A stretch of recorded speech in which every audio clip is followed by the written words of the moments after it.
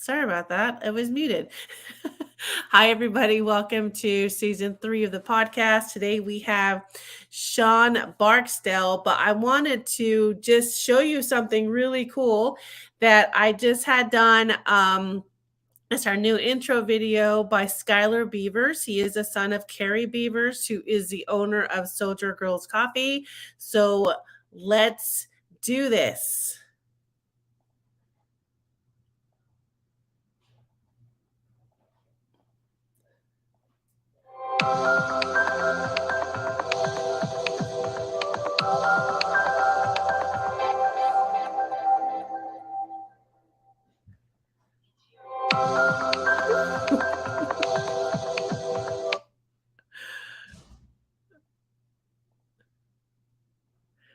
Oh.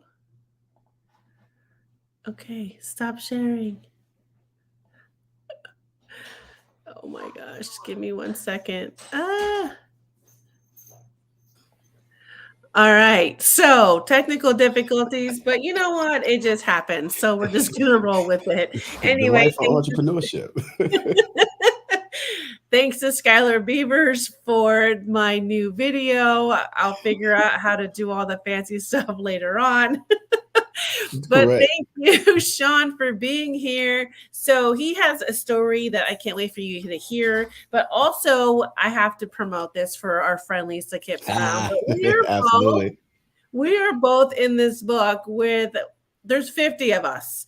50 of us that she put together to share our stories on disrupting your now. So go to lisakipsbrown.com and get that book so you can read about the both of us. But thank you, Shawn, for being on here again. I'm so glad we were able to reconnect. I think we've been trying to do this for a while, and then life gets in the way. I forget to check messages. And absolutely. Thank you for your patience. No, thank you. Thank you. Thank you for having me on. I really appreciate it. Of course. So, okay, let's get into this. You have a remarkable story. Well, thank you. And I don't even know where to begin. So let's just talk about you growing up. How did that go? Growing up, my parents, they were high school sweethearts.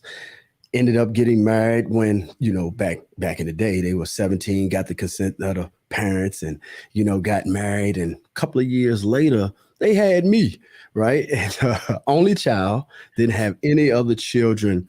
My mother, a very passive lady. My father, very aggressive man. And he started to dibble and dabble, in drugs. He was in the military himself. We moved around. I remember being young, living in Oklahoma, Philadelphia, Little Rock, Arkansas, places like that, very young. And, being young like that, you don't really understand what your parents are doing, when you see certain things or the traumas that it may cause early on. But I just saw different things. And my father ended up being incarcerated when I was around 4 years old. So we ended up moving to Virginia, back with my mother's parents and my great grandparents. So when my father out the picture, my great grandfather really stepped in and took on that father figure. I was the first, grandchild, great grandchild. So they just really took me under their wing. And, he taught me how to fish and hunt and, till the soil, all types of stuff.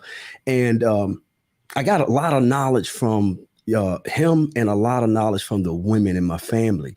Of course, I felt a void with my father not being there, but I felt loved. I knew that I was loved and I was gaining this foundation. He passed away when I was probably around 9. And that just put a shift and a void in me. And I was like, I didn't understand how I was feeling. And I didn't have another man because my grandfather, back in the day, you work a lot. And, my grandmother's raising me. My mother's trying to find her way, so on and so forth. And honestly, I felt that void and there was nothing to fill it, right? So I started to act out as most children do, not knowing why I act out, what I was acting out for, because I miss my father. I know that now, being older. a lot older.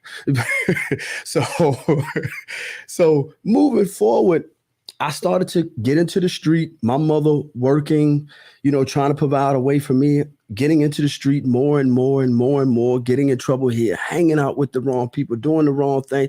Wasn't a bad kid, just a misdirected, misguided kid. And I found myself starting to get in trouble with the law.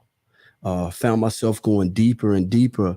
And at the age of 23 years old, I found myself doing 15 years in prison with a brand new baby on the way. And I didn't see any way out, didn't see a future. It was very bleak, like I say, miseducated, didn't have any education going into prison. And while I was there, I knew I had to change my heart. I had to change my mind. I did. I started to educate myself, GED, and took college courses. And, my little girl's growing up with me in this situation. And I changed. I changed how I thought. I changed how I looked at the world instead of going from a blameworthy look on life, like, oh, you owe me this and this happened because I didn't have this, I didn't have my father, and blamed everybody. I started taking responsibility and my life changed.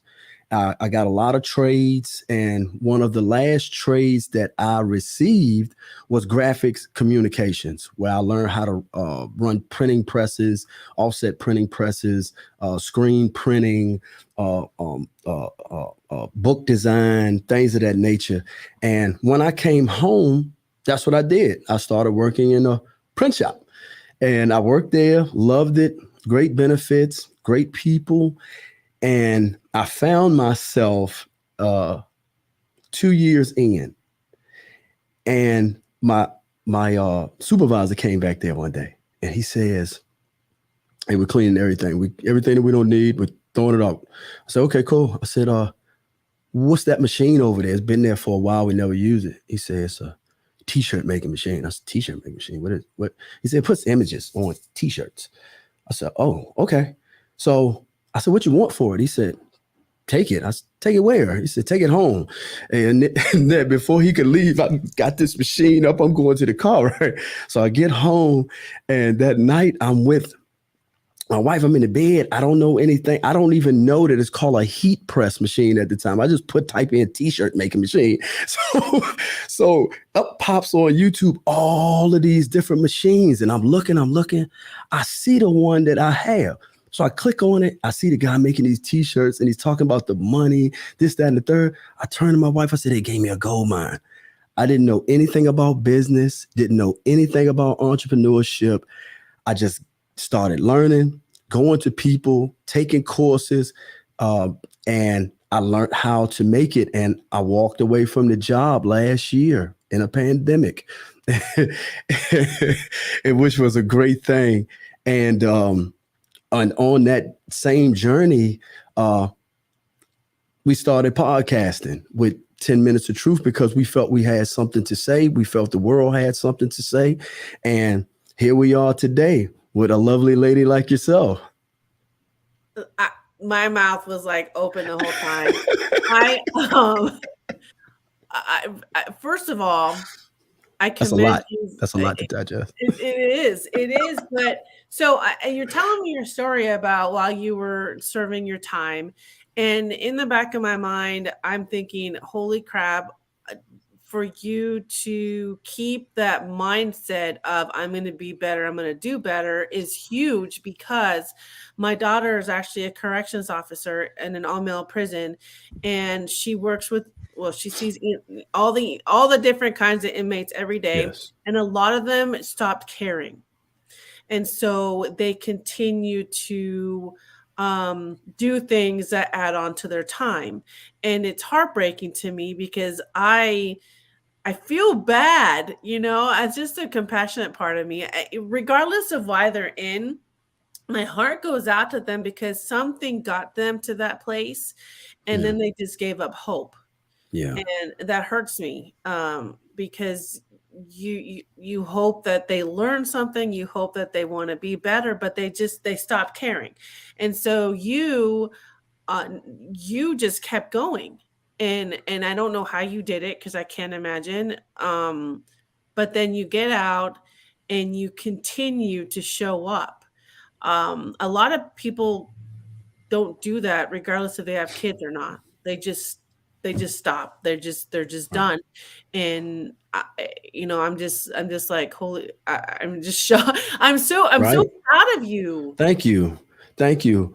To add to what you were just speaking about, the two part, the giving up part, the reason that a individual gives up in prison, um, not the prison's fault, not society's fault. Um, for one, you need a support system. I had a great support system, still have a great support system with my family and the few friends that may go with you. It's not going to be a lot of people. You will find out who is who very quickly, but it starts with you. It starts with taking the accountability and wanting more. Uh, I'll tell you a story briefly. How whether I knew instantly where the change happened for me. I was at this one place, and it was probably 115 degrees in the cell. Right, the paint was peeling off the walls. It was so hot, and I'm looking out this little window, this little bitty window, and I'm seeing the vapor come off of the concrete. I mean, it was so hot, you didn't want to think. You didn't want to move real fast. You didn't want to do any of those things, right? So I'm looking at the vapor coming off of the concrete, and my mind just went way out into the galaxy. And I thought about the Milky Way. Then I came back in and I thought about the galaxy. And then I thought about the earth. And then I thought about the United States. And then I thought about uh, uh, uh, where I was at as far as my state. And then I thought about the building I was in. And then I thought about the cell I was in. And I said, as big as this world is, I can't get out of here. And I only have one life to live. I was like, I don't want to live like this no more. And it's a lot of guys that don't get a second chance. Reform, it's a big avocation for me, because it's a lot of men and women that are trapped in prison that will never come home again, and they deserve a second chance. All I wanted was a second chance. So second chances, they do work. And this is why we work so hard at being better every single day, so that people, they don't look at me as, oh, that's the guy that went to prison. Oh, that's the convict. Oh, that's Shawn Barksdale. He has done such and such. Oh, he's so active in the community. Oh, he does this with the kids. He's, X, Y, and Z. So that's our drive. No, I love that you're leaving a legacy and you're showing your daughter that, we all make mistakes, we pay for Yes. them, but you don't need to live in that dark place. But I'm sure you've had moments, right, while you were Oh, there that were just like, what the hell? oh, I, I was telling my business partner and tech and engineer guy about a story from prison. I have seen some heinous things in prison. I've seen some great things in prison, because it's a smaller world. But the trauma and the emotional side, it is tolling.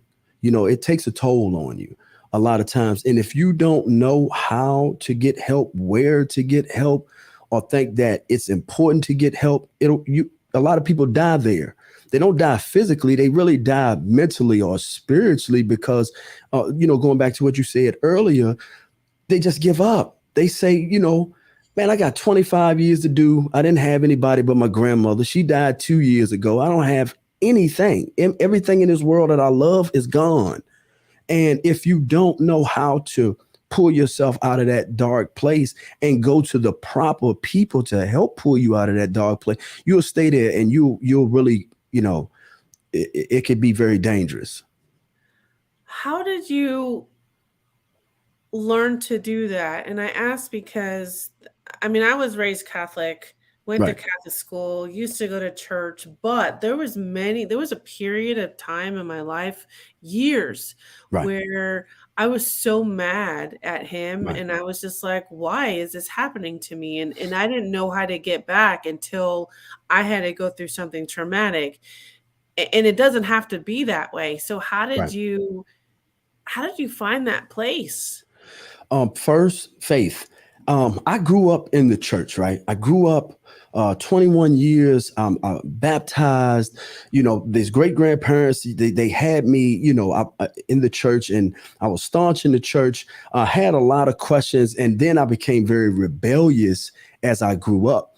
And one thing that people don't know is that the word penitentiary comes from the word penitent, which means one who is in the act of asking for repentance. And that's what, before it became this global conglomerate that it is, and a money machine that it is today, they would take you, throw you in a hole and throw a Bible in there and say, listen, repent for, X, Y, and Z that you've done. And I say that to say prison is full of religions, right? All types of religions that you will have to learn, you have to respect. And I ended up becoming a Muslim in the Islamic faith. And inside of me doing that, it taught me what I already knew early on was structure, foundational principles, and values that I could use on a day-to-day basis that could guide me through. So as I started to do that, I started to say, okay, I didn't know what a goal was. I'll tell you how and I told Lisa this as well in her book. I didn't know how to fulfill a goal. In the community that I came from, it's easy to say, oh, I want to be a fireman. But no one says, okay, well, you first you got to graduate, and then you have to do this, then you have to do that. You got to, be physically fit. Nobody taught us how to fulfill a goal. The first time I fulfilled a goal was, I've gotten all this time. I'm sitting on my cell floor. I got a pen and a pad, and I start to write down my goals. Okay, I want to be a better father. I want to get my GED. I want to do this. I want to do that. But still, it wasn't realistic. It wasn't until I realized I have to pray 5 times a day. Okay.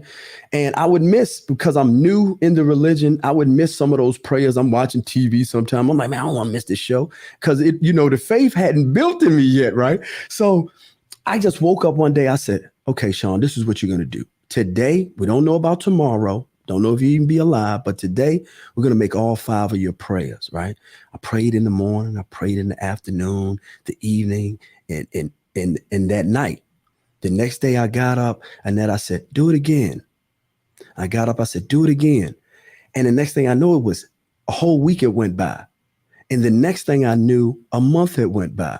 Then 6 months had went by. Then a year had went by. Then 2 years, then 5 years. I've been Muslim 20 years. I haven't missed a prayer. Don't know if any of them have been accepted, but I haven't missed one. That's when it clicked for me inside the 30 days that this is how a goal is a daily thing. That's a minute and second thing that you carry on, and you be consistent in, and it will build more. It's like a muscle. The more that you build around what it is that you're consistent about, that you believe in, and you move on. So that guided me towards being able to get a GED, go to college, take these courses, be a better person, work on being a father. So that's how I put myself out of a dark place. And I had somewhere when I went back into, because just because you find yourself coming out of a dark place, you can slip back in it. It's just life. We know that for ourselves. But what happens is, if you have that foundational structure and you have components for yourself, because I just recently started going to therapy because of an incident that happened. And, I'm 45 and I just started. It's not too late. It's not too early for a person to start going to therapy and getting that proper help. So that's what we did. You're so right. I'm so glad you said that. And you Yes. don't even look 45. I thought you were like 30. Thank you. Thank you. Prison helped preserve me. Thank God. Well, I was like, dang, I'm 45. I'm 46. Well, no, you don't look that age either. So we're good. We're good. We're doing something right. Absolutely. Absolutely. I think it's the faith, though, that's making us young Yes. again. Yes. It's not all that stress and Yes. Yes. I mean, Yes. like you said, we're gonna have our days, but it is not too late to get therapy. Yes. Oh, never. Yes. Never. It has opened so many doors for me. Absolutely. And I think we need to continue to tell people that, This shirt, everybody, my podcast is 10 Minutes of Truth. And once I started going to therapy, I developed, because I have this t-shirt business, it's called Check on Me. We we check in a lot of times, Annette, for frivolous things, or we don't check on people at all because we see them on social media and we automatically think that they're okay. So I started a mental health wellness check where I just, contact my family members, contact people I may have not contacted. I'll be doing it with you now. Just contact you and say, hey, mental wellness check. How you doing? Sometimes a person be like, well, had a rough one yesterday, but I'm feeling better. Thanks for checking on me, though. Because sometimes it's just that checking on a person, knowing that you are thinking about them in that moment, that it could pull them out of something. You're so right. And I think it's hard because sometimes there'll be that mass copy paste on Facebook, Yes, and yes, not a lot of yes. people want to comment. That's right. That's Not a right. lot of people want to share it. That's They just right. want to keep it inside. But That's right. I do this with one of my high school friends. She gosh, well, we've been friends since 92. We continue to text, and every once in a while we'll just say, hey, Right. how's it going? And, Right. and it just really makes a difference because it's almost like that the conversation starter that you don't want to put all over the place. Right. And you just be like, you know what? This life sucks right now. It's It just does. It sucking. does. It does. I can't reach my therapist right now, or Right. you go through so many different therapists that Right. until you find the right one. That's right. And I Right. and I think that that's one of the problems out there is that we don't know who to find, or we're Right. afraid. Mm. And how did you find the right one? How did you yeah. Right now, because it's so, that journey is so early for me, and I'm a social butterfly. I know how to talk. you know, I'm learning my therapist as she is learning me, Mm, and because my daughter went to therapy early on, and she didn't jail with her first therapist, mhm, right? I jailed with mine because one of the things that we have to understand with therapy is you have to invite it in. You have to, in my community, because of how we grew up and saying, and on my YouTube channel, I made a video talking about, when I first started going to therapy, and I was like, my therapist asked a question. I was like, I'm not gonna answer that one. You sound like the police, so, so because that's our mindset, right? So that changing fact, I was like, no, Shawn, answer that question. Answer that question as truthfully as you can and invite that in. And when I did that, it allowed us to connect in a way that she could actually give me something to help me, give me a thought process that I could start using that day. Okay, well, Shawn, this is what I would like for you to do. Start writing down this type of thought that you have in that moment, where if I would have just shut down and said, I ain't gonna answer that one. Not right now. I don't know you well enough to answer that. So I think that you have to be inviting. If you're inviting enough, and if they meet you, because your therapist has to meet you where you are, right? Wherever you are, they have to meet you. And once they meet you wherever you are, then you'll see if it's a fit. If it's not, then, no hard feelings, but I have to keep on with my particular journey, because that's a part of therapy, is the mental wellness, and that self-preservation of, okay, I want to heal. I want to get better. This is what I have to do it. yeah, I love that you said we have to invite them in because I'm Yes. I'm a very stubborn person. So when Yeah. I Right. try to get therapy, I was already closed off. Like she isn't Right. gonna help me. She's not Right. gonna get it. So I don't Yep. even I would go there and I would just sit there already angry. Like Right. she's not gonna be Exactly. able to help me. Exactly. And Exactly. once once I got into the mindset of okay, like this really needs to happen. Yes. I need to be able to answer because if you hold things back and you That's don't right. let them know about it, it's gonna eat you up. And yeah, I had to learn that, and this was just I don't know how many therapists I've been through, but I think I finally just matured and grew up. Mm.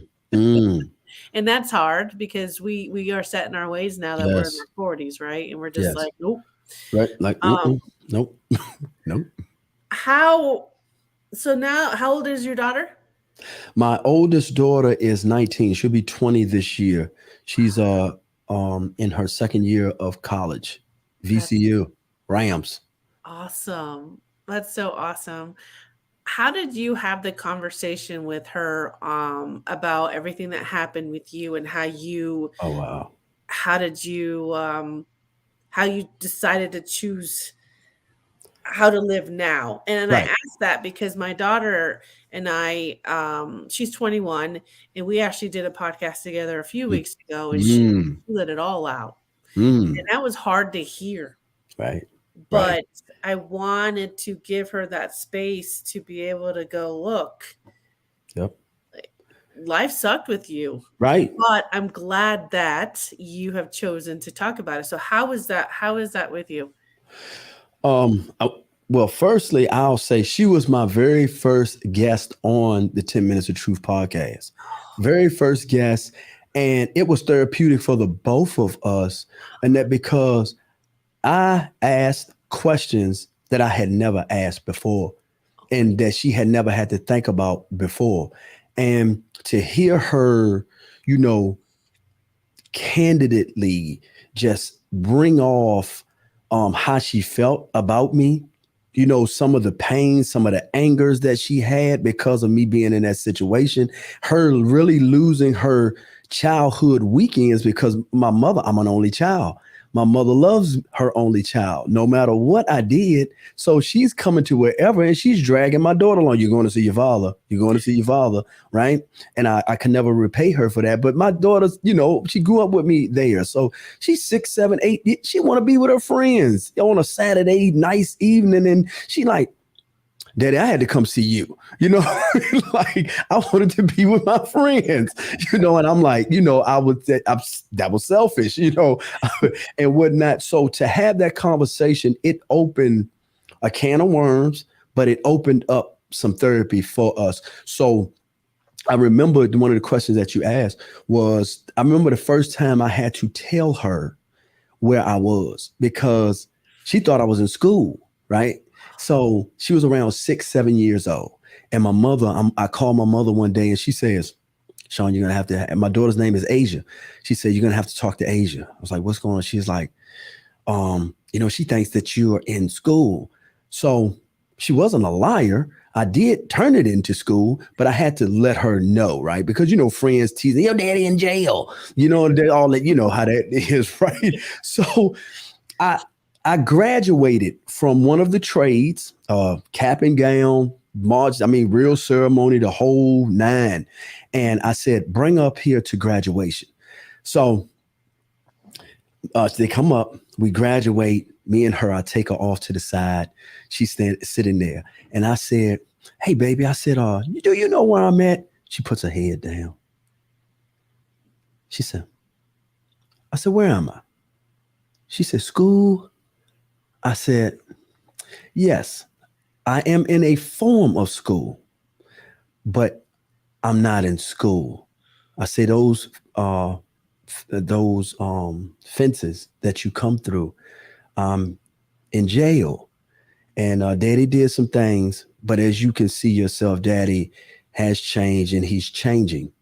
I didn't want to make you into a liar, so I'm going to continue to get my education. So you could say my daddy is in school. It's just a different school. And we went from there. And we've been, she has, 4.0 average. She's a great young lady.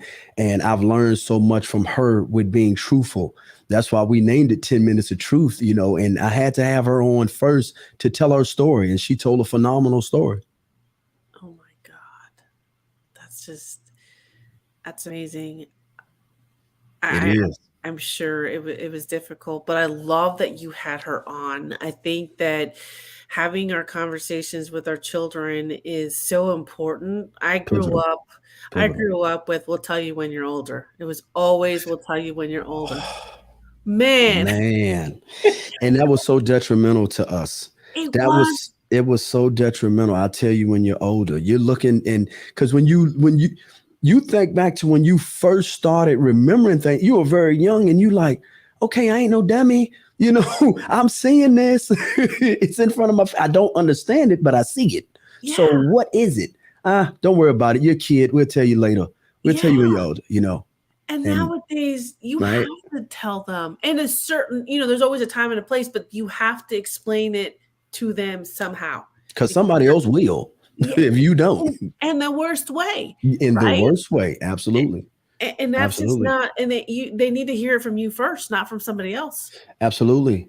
I remember her sitting with me in a visiting room one time, and you know yourself having children. They get that age, your grandparents say, "Well, they smelling themselves." That's what they used to call it. And she was, going through her ups and downs, acting out, parents not being there, of course, and we her and because my mother ended up adopting my daughter, which was one of the best things that happened for my mother and her, because my mother had a second chance at getting it right.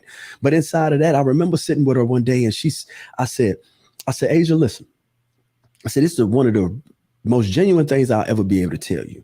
I said, there is becoming a time that you're going to feel like nobody's going to understand you, not me, your mother, your grandmother. Nobody's going to understand you, but maybe some young man, because he's going to know how to articulate himself to a point that you will think that he got you all the way nailed down. He knows everything that you are going through and you need.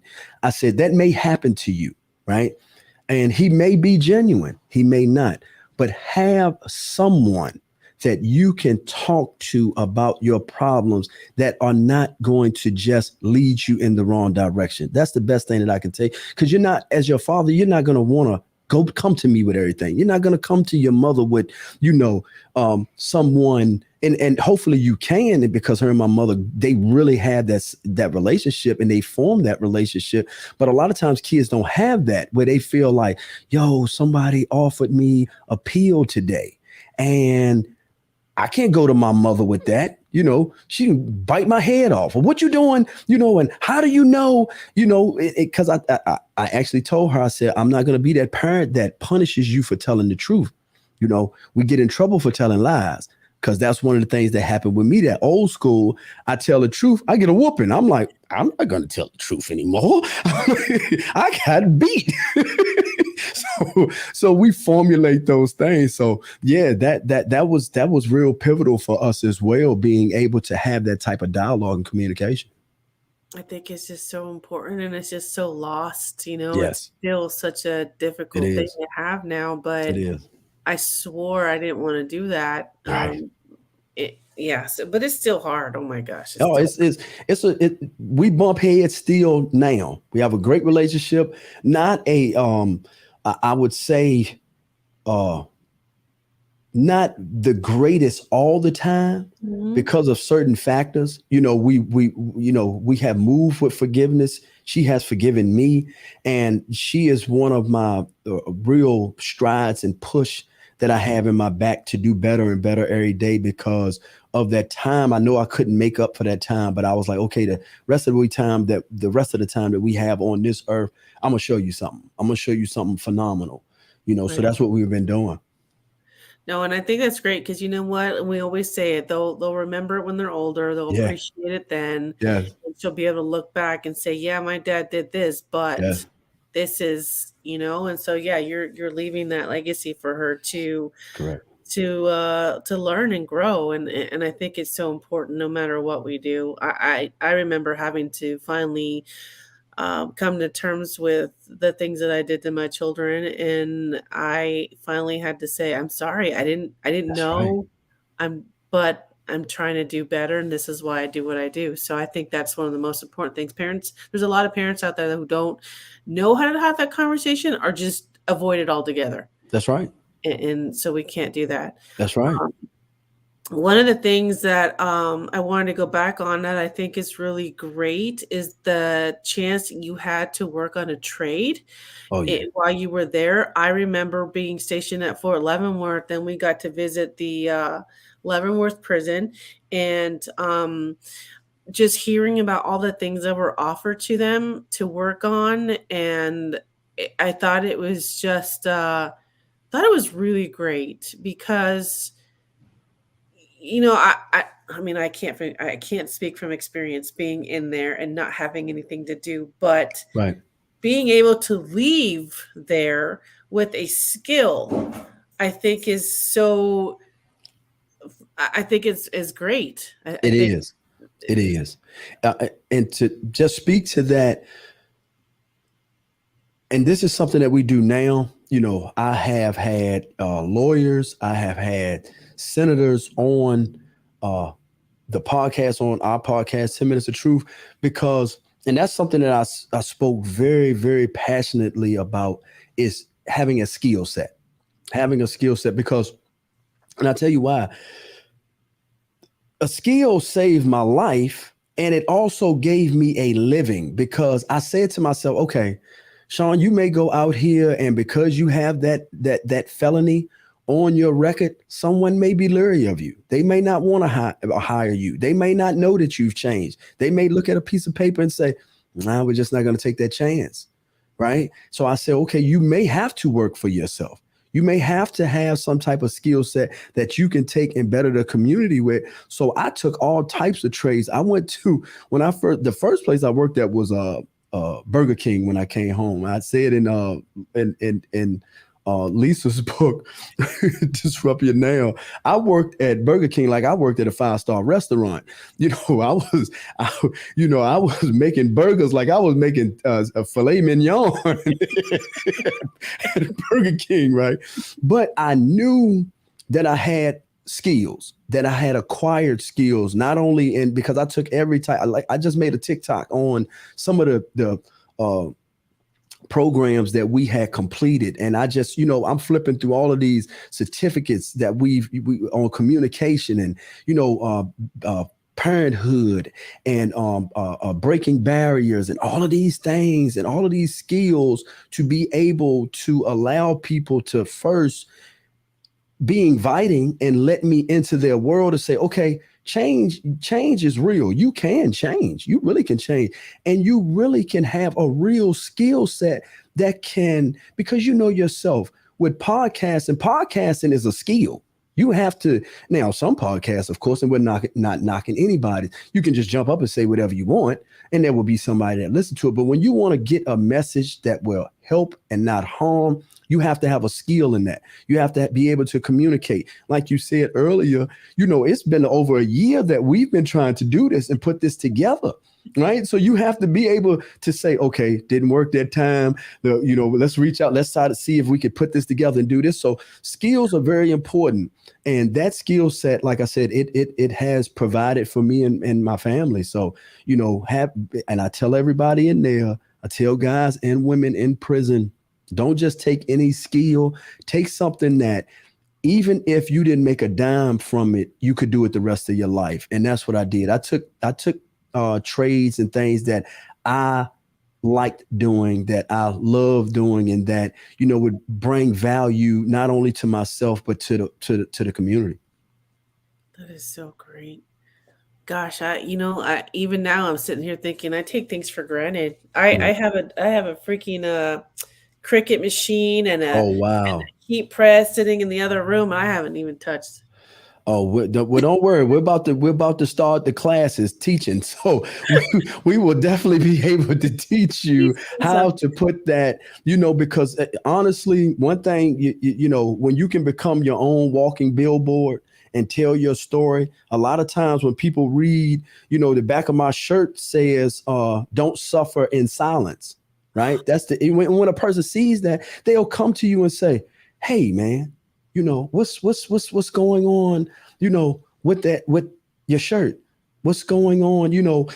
Just right here, we have on the back, don't suffer in silence, right? It's a conversational piece when you can walk in, because a lot of people just from a distance, they're going to say, what is that shirt say? What's that? Oh, wow. Check on me. Hey, how you doing? That has happened to me in the grocery store, and I have gained conversations, and checkout lines, and been able to tell what it is that I do, where I come from, and just learn people, because that's what makes a better society. And that is when, God put us here not to hate one another, but to learn one another. Don't matter what shape, color, size, right? The more different you are, I've learned, the more fascinated I am that I want to learn, okay, well, what is your culture about? What is it, what your area that you live in right now is totally different from Virginia, weather-wise, you go, hey, listen, this is blizzard going on out here. you know, just generationally. So I feel that it's very important to have those skills and utilize everything God has given us when it comes to producing our skills and giving our skills. No, it's so true. It is so true. And I can't wait to take a class from you. I'm going to Absolutely. do one of your shirts because I always talk about, when I talk about my mission, I always say invisible wounds and suffering and silence. Yes. You may look like you're okay on the outside, but it's in the inside that people forget. That's right. They forget all the time. They don't know. Just, when they say disability, you're like, there's nothing wrong with you. I have started listening and following your podcast, this podcast. It is phenomenal. The people that you have had on, the way people open up. So this is, and thank you for your service as well. But this is, you're continuing to do service as a veteran, and so I thank you. Thank you for having us, but thank you for, giving the people that thought they were voiceless. A lot of us think that we're voiceless, and these platforms give us a voice. So thank you. Thank you for saying thank you. Thank you for saying that. Absolutely. There's I think that's what we need with your 10 minutes of truth, and then with the truths we hide, because we know. Right. We know how it is. Absolutely. And Absolutely. I think it's wonderful that we have people like you out there, that we continue to work towards something, even though we've been through hell and back. Absolutely. It's direly important. We need to provide hope to people. So I thank you. I'm so glad that you didn't give up on me. And no. As much as Lisa talked about you, and like I said, just reading a little bit about your story in the book, it's just fascinating, the things that we come from, and when you don't even think that you have the courage, and when you find that courage and you find out, like, I can do this, and that's something that that the honor that I saw, never even meeting you, was like, that takes a lot of courage to put our lives out there like that and wear our hearts on our sleeves for people that don't know us, that will judge us, whether good or bad. And we say, it doesn't matter, I got to keep going. So yeah, it's just a phenomenal thing that your platform is doing. I really appreciate it. I appreciate you. Oh, gosh. Absolutely. I do want to say this. I made a commitment this year that I wanted to be on. It started out, I wanted to be on 100 podcasts, right? And then I realized, like, okay, that is something doable, but I don't just want to be on anybody's podcast, So, right. So I wanted to be on people's podcasts that had value, that could add to me, that I could add to. So I would love for you to guide me in the direction of whose podcast could I be on next. Yes, absolutely. Well, we will definitely get you there. Have you been on Richard Kaufman's? No, okay. I have not. We will. I'm giving a shout out to Richard Kaufman, Vertical Momentum. Becoming Rich. He is such a kind-hearted man. Oh wow, beautiful. I think he's been sober 30 years now, and just the story, it's incredible. So we will get you. Oh wow, that's beautiful. That's beautiful. Sobriety is beautiful. I just recently celebrated 15 years, drug and alcohol free. Oh my gosh, we didn't talk about that. Congratulations. Yeah. Thank you. That's a key part too of success and continuing on the path. As we say, it gets dark during those days, but you have to have those fundamental pieces. You have to have those phone calls you can make and say, hey, not feeling too good today, right? And that's where that therapist comes in at. That's where family, friends that are genuine come in at, when you have those darker days that say, that's not gonna help you, brother. Let's do something else. Come on over and talk. Let's just sit on the phone, vent, get it out. That's what we need. So, and that's the check on me part, right? That's the check on me part. That is such, I think as we get older, our the amount of friends we have is no longer important. You don't need to have 500 friends. You don't need to Mm-hmm. followers, and all that stuff is great. But to have that circle, that few that really that you can reach out to during your dark times, I Yes. think that's one of the most important things that you could ever have, Yes. friends in the family. And I've learned that, even with you were saying, when we share our story, and you'll get backlash and you'll get criticized and you'll lose friends, and that's hard. But then you realize it's okay, because I need to keep going to save someone else's life. Right. And those that will remain here will be here for a reason. And that's really all that matters. So, yeah, it's so important. I'm so glad you had that. That is huge. That is so huge. Thank you. I can't imagine. Um, yeah, we could talk about mine another time, but I'm so proud of you. Thank And you. I'm so Thank glad you. you're Thank still you. here. So Thank you. Yeah, and just closing, because of course you're about to be on my podcast. Thank you so much. Relationships. I think podcasting, what it does is it allows people to come together, share like stories or unlike stories, and it gives us relationships, because that's where the wealth is at in this right here. The relationships that we can carry on and continue to help each other, grow, and things of that nature. So yeah, I think that this is the beginning of a very healthy relationship between us. they get, God is good, or whatever, you believe Absolutely. in. The higher power, Absolutely. I think, is good, and he does things Yes. for a reason. So Correct. Correct. it's here. How can people contact you? Because you have so many maybe things going on. Oh, wow. First and foremost, you could contact me at my day job. Is Press for Time Tees, PRESS, the number 4 time, TIME, Tees, TEES .com. That is for every social media platform. You also, if you want to listen to the podcast, donate, be a part of, you can go to 10 Minutes of Truth with Shawn Barksdale.com. And yeah, we're on everything. We're trying to be everywhere, man, to get this message out. Absolutely. Well, we will share these. Send me those links. We will Thank you. share this in the notes. And if Thank you're you. watching on YouTube, it'll be on there, and on Facebook. We will add everything on. So thank you so much again. Thank you. Now it's time for me to be on your show. So we're gonna get out of Absolutely. here. And we will talk to you soon. But again, thank you so much. Thank you so much for having us. Thank you. Absolutely. I'll talk to you soon. All right.